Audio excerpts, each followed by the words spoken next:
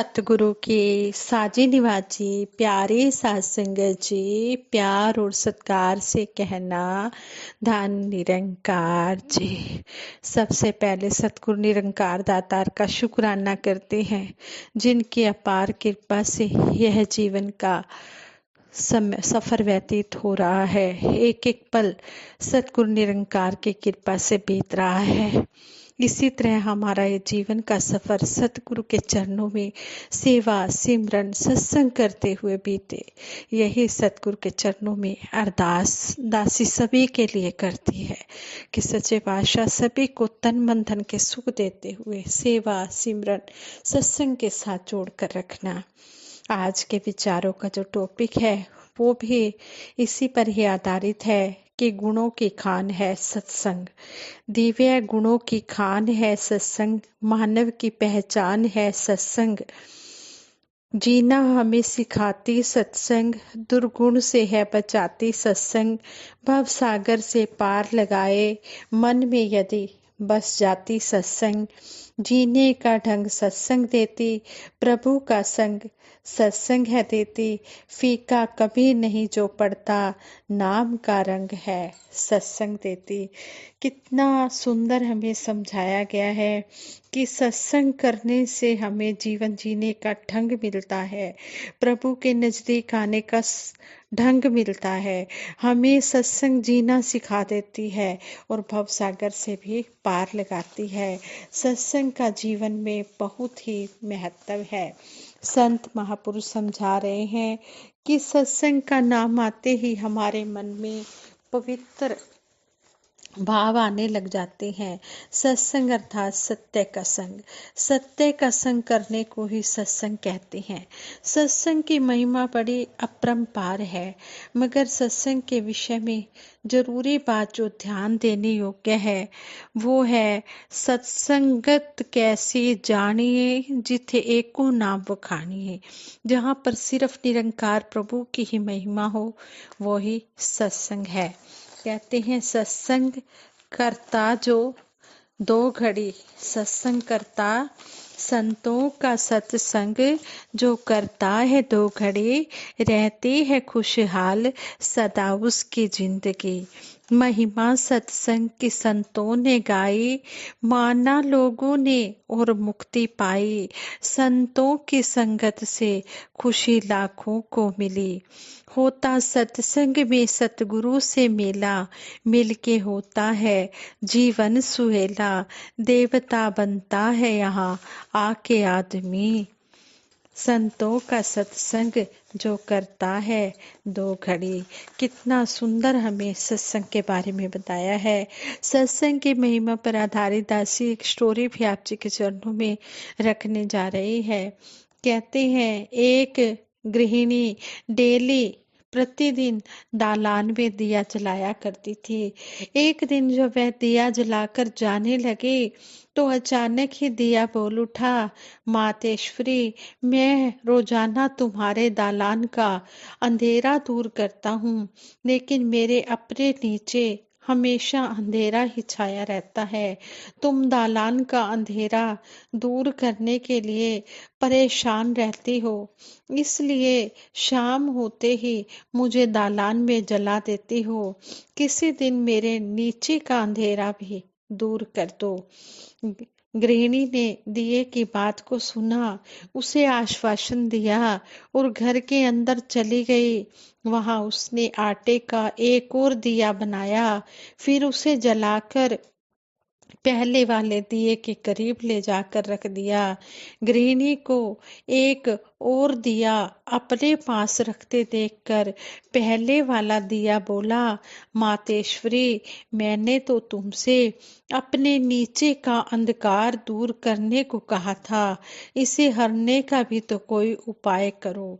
गृहिणी ने मुस्कुराते हुए कहा, आप नीचे अब झांक कर देखो, यहाँ आज अंधेरा नहीं उजाला है, रोशनी है। दिए ने जैसे ही अपने नीचे झांका, आज वहां भी उजाला था। वह कृतज्ञ नजरों से गृहिणी की ओर देखने लगा। गृहिणी ने मीठी मुस्कान के साथ कहा, अकेला दिया अपने नीचे के अंधेरे को नहीं दूर कर सकता, लेकिन जब पास ही दूसरे दिए जल उठे तो वे सब एक दूसरे के नीचे का अंधकार दूर कर देते हैं। यही है सत्संग की महिमा। इसलिए महात्मा संतों की संगत करने की प्रेरणा देते हैं।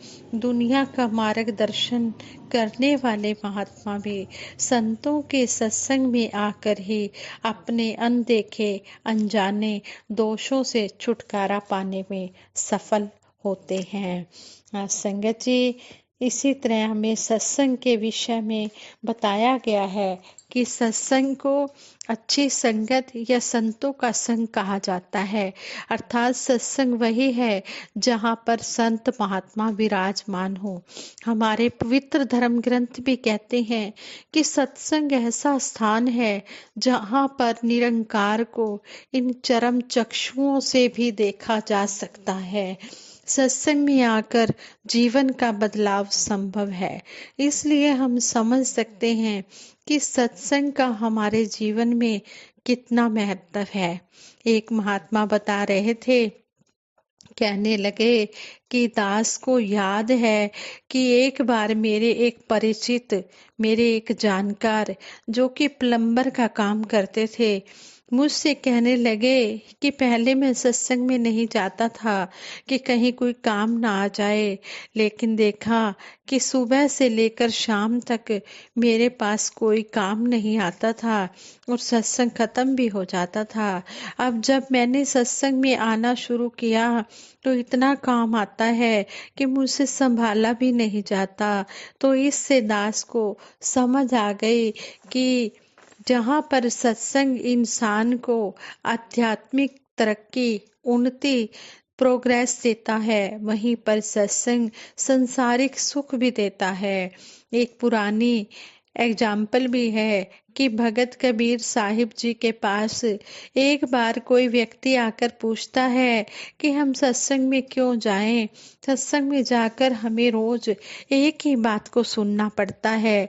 तो यह देखकर कबीर साहिब जी ने जमीन पर गड़े हुए किले को चोट मारी। दूसरे दिन वो व्यक्ति फिर आकर पूछने लगा तो कबीर साहिब जी ने फिर किले पर चोट मारी।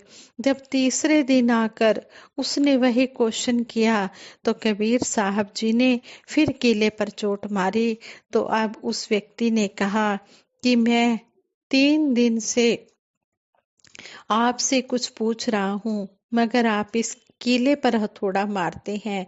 इस पर कबीर साहिब जी ने कहा कि तेरे क्वेश्चन का आंसर मैं 3 दिन से दे रहा हूँ, मगर तुझे समझ में नहीं आता।